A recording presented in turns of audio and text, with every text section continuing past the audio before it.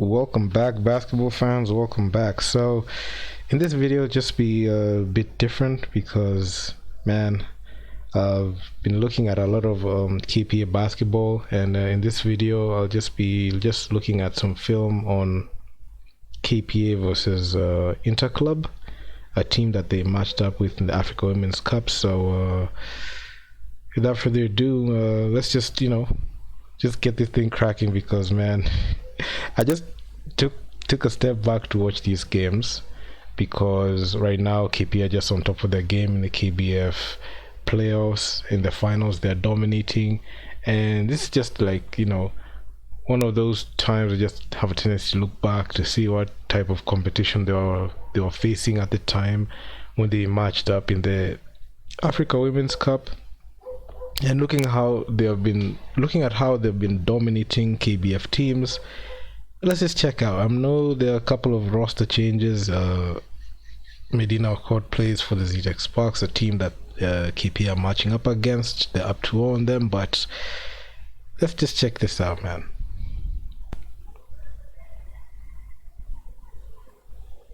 My God, took her to school, lost her, and man, this is insane. What that lady did right there. Let's just watch it again.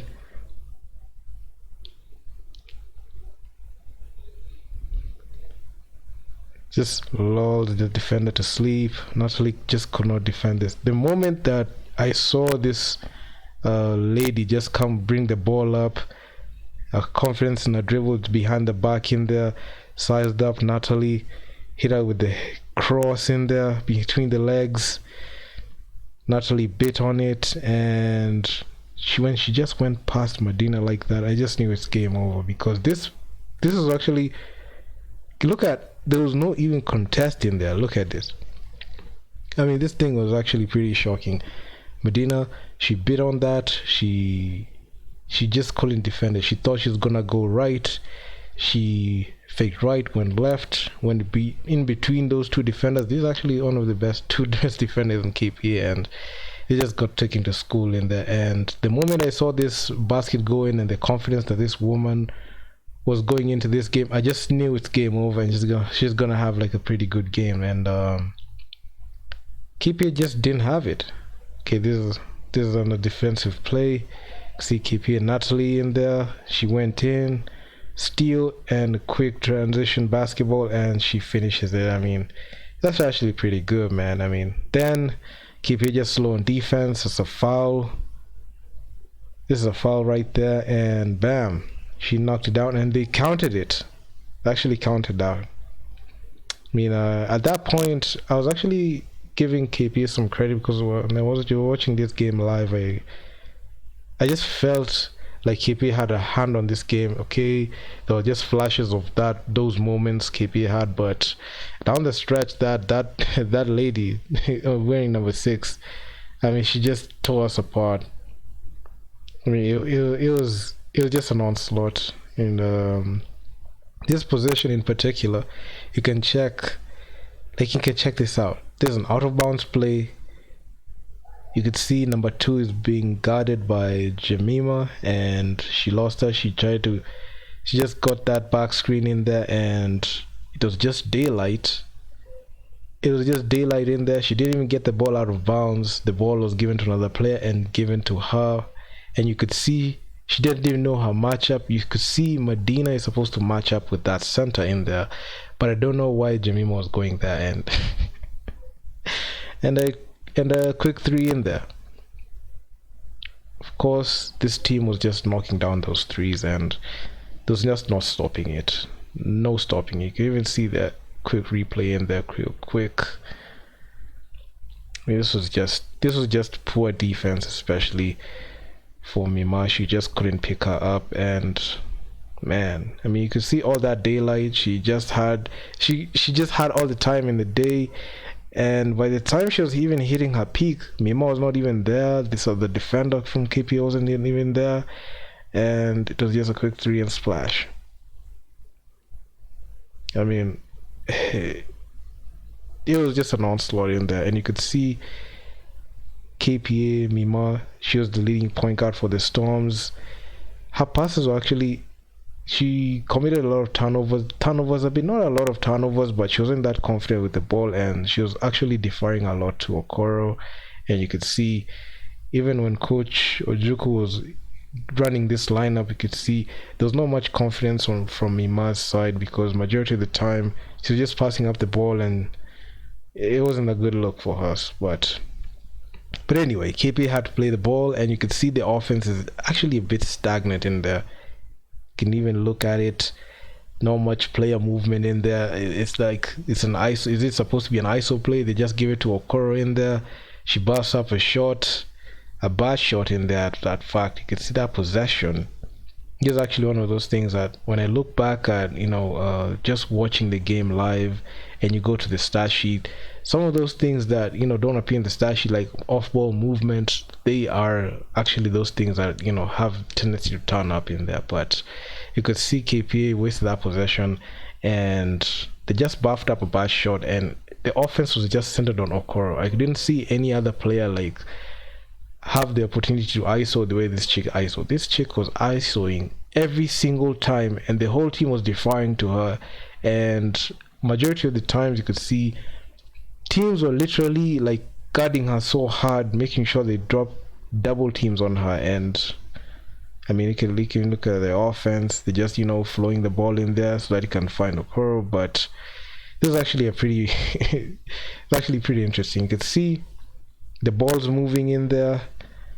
You can see like Medina, who's trying to get up free in there, but she's not very good at the mid-range. She could have tried to use that dribble, but unfortunately she couldn't, because those defenders really, there was a defender right there behind, and those other two defenders just looking at the ball, and she's not a good mid-range shooter. So having her like take that shot, it was just a bad shot in there, and it was just way off the mark, because you just hit that glass, and it was an easy rebound for Interclub, and Interclub was just doing their thing in there. But just some sloppy play from Interclub, and this was actually one of those things I just picked up. And I don't know why these teams don't know how to stay calm with the basketball. Okay, I know you have to make those quick passes, but you can try to do them in some methodical way, and KPA also playing into that. But you could see here another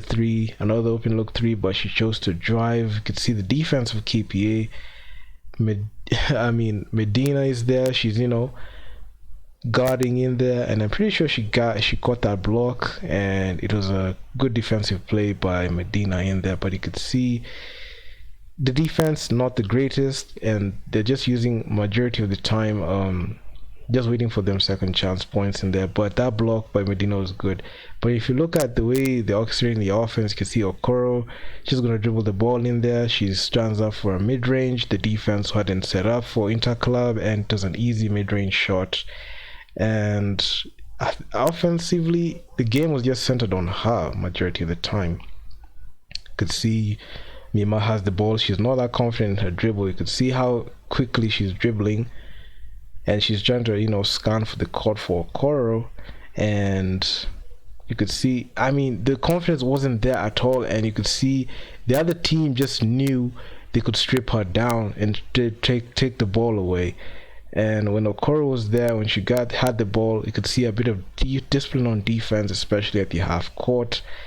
And this is actually one of those things that can really take a player out. But Okoro tried that, a pass inside there, but it didn't go in, unfortunately, and it was a turnover.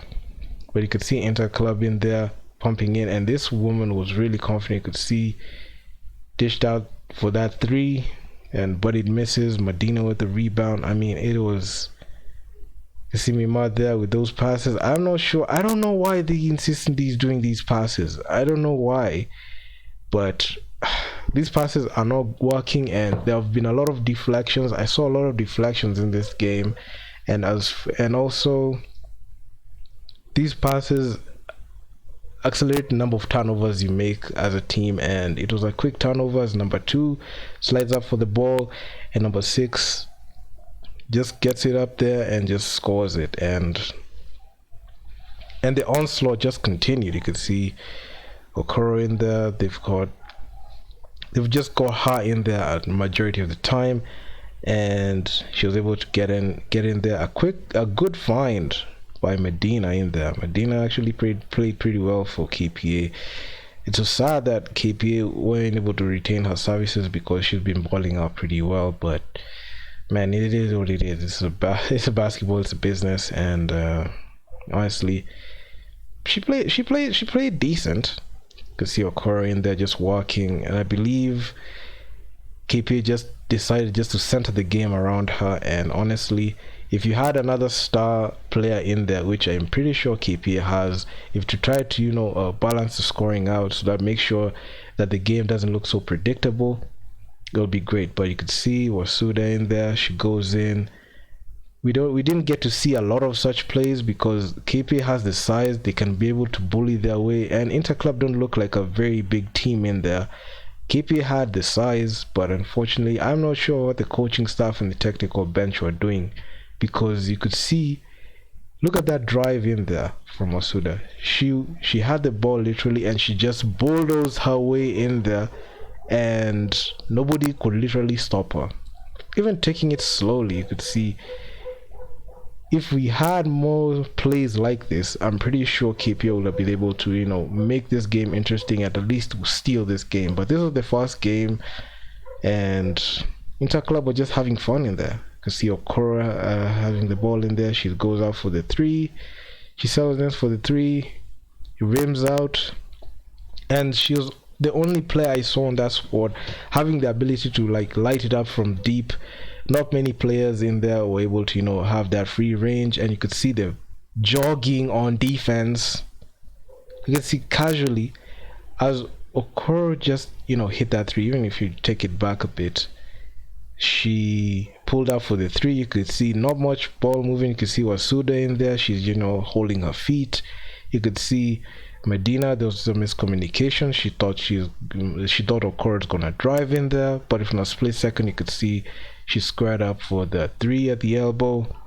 And on the rebound, you could see Interclub were not wasting time, and 4 players were behind the center. You could see the center, Medina, is just casually jogging. You could see Wasuda saw that the center for Interclub was inside there. She was locking in there. She's a mismatch for Okoro. Okoro couldn't defend her, and because of her size, she was able to take the ball in and just get those 2 points. And this is something that I just really don't understand. Like, you have the ball, the three has been shot, and you just casually jogging on defense. Look at this. This is just you just hate to see it, honestly. And it just culminated, it just rolled over the whole game, and I mean, Interclub just continued. There was a rebound, and KPA has it. Okoro was just, majority of the time the ball was on her hand, and she hits Interclub, just sliding into the defense in there. And you could see the confidence that she has, and she's pretty good at what she does, and it's actually pretty good. That actually is a really good highlight play from her, man. And just hesitated in there. The defense didn't even know. They thought she was gonna kick it out because there are other people at the perimeter. We've got Wasuda there, we've got a 3-point shooter in Mima there, but she, in this campaign, she wasn't able to make those many shots. But Okoro just she's that player, and it went in. And you can see Mima trying to pick that chick full court, but you could see all the action was centered at number 6 as the first quarter went rolling down, and you could see the space that Okoro was giving her. She could this is a shooter right there, and giving a shooter that much space and having the ball handling skills that she had, and knowing for a fact that Mima had she went into the painted area and she didn't even have the awareness to pick her defender, pick her person there. I mean, all that daylight, and this is actually the second time that Mima is doing that, and many much defensive liability in there. And even if you just try to slow it, you could see at the time number 2 was getting at her peak to get that shot at the baseline. Mima was late, and it was an easy splash just to cap off the first quarter. I mean, it's just so embarrassing. I mean, I feel like this is one of the main reasons as to why she wasn't called up for the national team. I'm not saying that because she's not a good player. I'm just saying when you have a good player who's a good point guard at that position and can't guard the other guard in the other side, it leads to these type of turnovers. She doesn't have a break-even point, because when you have a situation where you're supposed to pick that chick up, and you know she's a very good shooter, and you just let her have some space in there, and you can pick up that matchup pretty well, it results to that. And yeah, I mean, it's just that type of game. And just to close out the first quarter, Emma just buffs out the shot, and yeah, the first quarter is a wrap. But man, I mean, it was see the coach there.